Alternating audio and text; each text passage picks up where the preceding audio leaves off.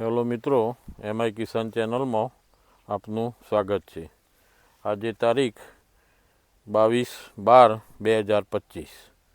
આજે હું તમને વેલકમ 46ની વાડીના પપૈયાના જે રોપા અગાઉ તમને મેં આ જ વાડીના ઓગસ્ટ મહિનામાં બતાવ્યા હતા. હવે આજે એનું કટિંગ ચાલુ છે. ફ્રૂટ પર તમે જોઈ શકો છો ઓરિજિનલ વેલકમ 46 વેરાયટી. જ્યારે ફ્લાવરિંગ હતું એ વખત આપણે એક ઓગસ્ટમાં આ જ વાડીનો વિડીયો મૂકેલો છે. તમને જણાવું, ગામ પાનોલ, તાલુકા ઈડર, લાલજીભાઈ પટેલની વાડી. આનો વિડીયો અગાઉ આપણે મૂક્યો હતો. હવે મિત્રો તમને વેલકમ 46ની ખાસિયતો બતાવું તો વેલકમ 46 લગભગ તાઇવાનના કેરેક્ટર મળતા આવું છે. તાઇવાનના કેરેક્ટર મળતા આવું છે એટલે એનું જે પત્તાની સાઇઝ સેમ તાઇવાન, ફ્રૂટિંગ પણ લગભગ તાઇવાન ટાઈપનું જ ગોળ આવે છે. તમે આ જોઈ શકો છો. હવે અગાઉના વિડીયોમાં મેં તમને જણાવેલું કે ભાઈ આ વખતે તાઇવાનનું બિયારણ મળવાનું નથી, તો તાઇવાનનું બિયારણ ન મળે તો એના વિકલ્પમાં આપણે કયું પપૈયું વાવવું. એક વેલકમ 46, એક 15. હવે મારી દૃષ્ટિએ હું તમને કહું તો હું છેક મહારાષ્ટ્ર સુધી આ વાડીઓ જોઈ આવ્યો. તો મહારાષ્ટ્રમાં પણ વેલકમ 46 વાયેલું છે અને મોટા લોટમાં વાયેલા ખેડૂતોની મુલાકાત કરી અને વાડીઓ પણ જોઈ. તો એમાં એક તો કોઈ વાયરસ આવતો નથી. મેં જે 30 એકરનો પ્લોટ જોયો એનું લગભગ ફેબ્રુઆરી એન્ડનું પ્લાન્ટેશન થયેલું છે, પણ એ વાડીમાં પણ કોઈ વાયરસ આવ્યો નથી. આ વાડીનું એ પણ માર્ચનું પ્લાન્ટેશન છે. હવે વાયરસ આપણે જોવા જઈએ તો આ વાડીમાં ક્યાંય વાયરસ દેખાતો નથી. બધા પત્તા ખુલ્લા છે, ફ્લાવરિંગ પણ ચાલુ છે. એટલે ખેડૂતોના આ વેલકમ 46ની વાડી હું જે બતાવું છું એ બતાવવાનું કારણ એક જ છે કે આ સાલ તાઇવાનનું પ્લાન્ટ લાઈન વાઈને આપણે નુકસાન કરીએ. નુકસાન એટલે કેવું, આપણને ઓરિજિનલ પ્લાન્ટ મળવાના નથી. સારી નર્સરીવાળા જે વેપારી છે એમને તો નક્કી કર્યું કે આ વખતે તાઇવાનનું આપણે ધરું જ નથી કરવાનું, અને જે બીજી નર્સરીઓવાળા હોય એ ધરું કરવાના.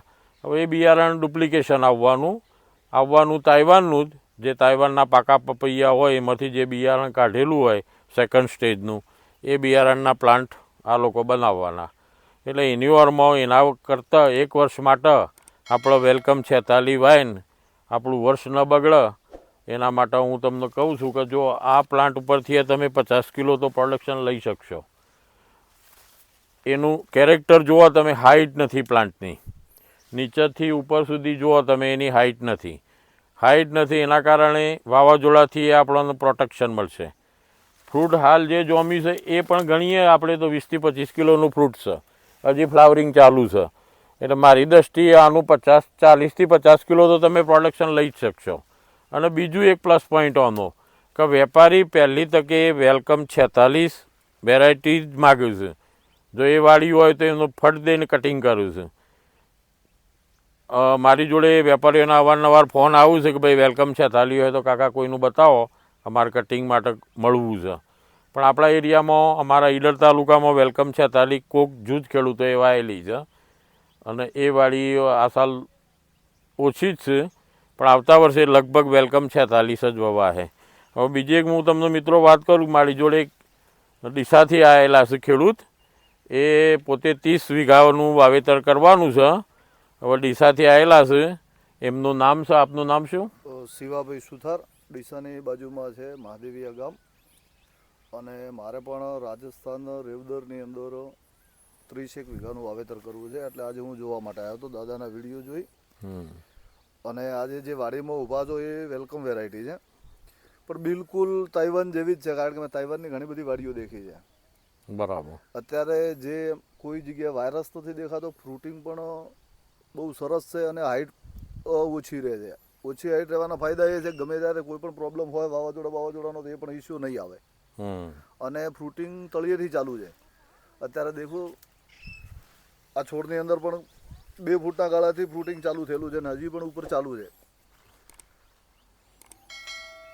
આપણે કેટલું વાવેતર કરવાનું તમારે? મારે 30 વીઘામાં કરવું છે. આપણો તો વિષય નવો છે, પણ શું છે, હું આજે તમારા વિડીયો જોઈ પછી મેં કીધું પહેલા હું જોઈ લઉં કીધું. બરાબર. શિવાભાઈ, તમે જે વિડીયો જોવો છો બધા પપૈયાના તો જોવો જ છો ને? ઘણા બધા વિડીયો હવે બધા જોવો છો, એમાં મારા વિડીયોમાં કોઈ વિશેષતા દેખાણી? ઘણો ફરક છે. ખેડૂતને ગેરમાર્ગે દોરવાનું કામ નથી પહેલી વસ્તુ. બરાબર. કારણ કે જે છે એ રિયાલિટી છે. બરાબર. એટલે પહેલી વસ્તુ તો એ છે, કારણ કે અત્યારે શું એ બધા વિડીયો તો બનાવે છે અને બધી વાતો કરે છે, પણ રિયલમાં તમે ત્યાં જઈને જોઈ આવો એટલે ખ્યાલ આવે કે શું પરિસ્થિતિ છે. બરાબર. એટલે આજે આપણને એ જોવા મળ્યું છે કે તમારે, મેં બીજું ઘણા બધા વિડીયો જોઈને તમારી પસંદગી કરી હતી. બરાબર. એટલે આજે આપણે સ્થળ ઉપર જોયું તો આપણને એવું લાગ્યું કે ના, બધું બરોબર છે અને રિયાલિટી છે. બરાબર. અને તમારી જે પણ માહિતી છે બિલકુલ સચોટ છે. બરાબર. કારણ કે 50 કિલો ઉત્પાદન બરોબર છે. બરાબર, આપણે એટલું જ ધરાય. 70 ને 80 કિલો 100 કિલોની વાતો કરે છે. બાકી અત્યારે વાડીમાં ઉભા છો અને જે વસ્તુ દેખાઈ આવે તે સાચું છે. બાકી કામ તમારું ઓકે છે. મિત્રો જુઓ, શિવાભાઈ ડીસાથી આવ્યા છે. એમની જમીન કેવા આગળ કહી તમે? રેવદર. કોન્ટ્રાક્ટ બેઝ ઉપર. હવે ત્યાં એમને 30 વીઘાનું વાવેતર કરવાનું છે. તો હું તમને ખેડૂતોને ઘણી વખત કહું છું કે તમે વાવેતર નાનું કરો, મોટું કરો, પણ તમે થોડી વાડીઓ જોવાનું રાખો. કોઈ તમને નર્સરીવાળો કે કોઈ એગ્રોનોમિસ્ટ કે એ પ્લાન્ટ લાઈન વાવી દેવા, એ મગજમાં કાઢી નાખો. આજે શિવાભાઈ આટલા ડીસાથી આટલા સુધી લોબા થયા મારી જોડે કે કાકા મને સાડી વાળી હોય તો બતાવો. તો આજે હું મારો સમય કાઢીને એમને લઈને આવ્યો અહીંયા આગળ. કેમ કે એમને 30 વીઘા વાવવાનું છે અને આપણે જોઈએ પરફેક્ટ દેખાય, એમને પરફેક્ટ દેખાય, મને દેખાય તો જ વાવેતર કરીએ. એટલે આ વર્ષે તાઇવાન ન કરવું અને વેલકમ કરવું, તો વેલકમ કેમ કરવું, તો એના પાછળ રિસર્ચ કરવું પડે આપણે. અને રિસર્ચ કરીએ તો જ આપણને એમાંની પ્રોડક્શન મળે. તો મિત્રો, આ તમને જે બતાવ્યું, તમને કેમેરામેન ફ્રૂટિંગ બતાવું કે તમને સારા છોડ અમે બતાવીએ છીએ એવું પણ નથી. તમે રોમાં જોઈ શકો છો કે ભાઈ ફ્રૂટિંગ કેટલું છે દરેક પ્લાન્ટ ઉપર. આ વાડીમાંથી લગભગ 1,25,000નો માલ જતો રહ્યો 1 એકરનો.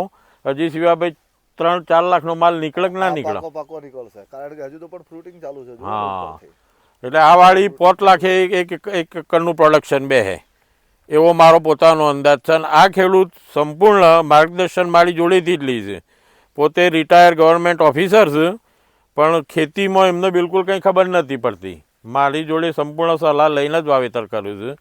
અને એ આજે હાજર નથી, ગાંધીનગર નીકળી ગયેલા છે.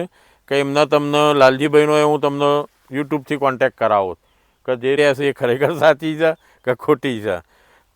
હવે ખર્ચ માટે આજે શિવાભાઈને મેં કીધું કે તમે નવું પ્લાન્ટેશન કરો તો આપણો ખર્ચ 100 થી 125 જ આવવો જોઈએ, એનાથી ઉપર ના થવો જોઈએ. આજે ખેડૂતો આડેધડ રાસાયણિક ખાતરો નાખી દી, એના કારણે વાડીઓમાં ડેમેજ આવે છે. તો મિત્રો, વેલકમ 46ની તમે આ વેરાયટી જોઈ, તમારે નવા વર્ષમાં વાવવી હોય, એના રોપા જોઈતા હોય તો મેં પોતે 3 લાખ રોપા બનાવેલા છે, ઓરિજિનલ રોપા લાઈન. અને કોઈને જોઈતા હોય તો મારા નંબર પર કોન્ટેક કરવો, તમને ક્વોલિટીવાળા રોપા મળશે. અને મહારાષ્ટ્રનું જ બિયારણ છે, ઓરિજિનલ 4 કિલો બિયારણ લાવીને અમે ધરું બનાવેલો છે. જોબ વર્કથી પાલૈયા નર્સરીમાં રોપા જોવું તો મારા કોન્ટેક કરજો. મિત્રો, અમારી ચેનલમાં તમે કોમેન્ટ પણ સારી આપો છો અને અમે તમને જવાબ પણ આપીએ છીએ. તો કોમેન્ટ મોકલતા રહેજો, ચેનલને લાઈક આપતા રહેજો, સબસ્ક્રાઈબ કરતા રહેજો. જય જવાન, જય કિસાન.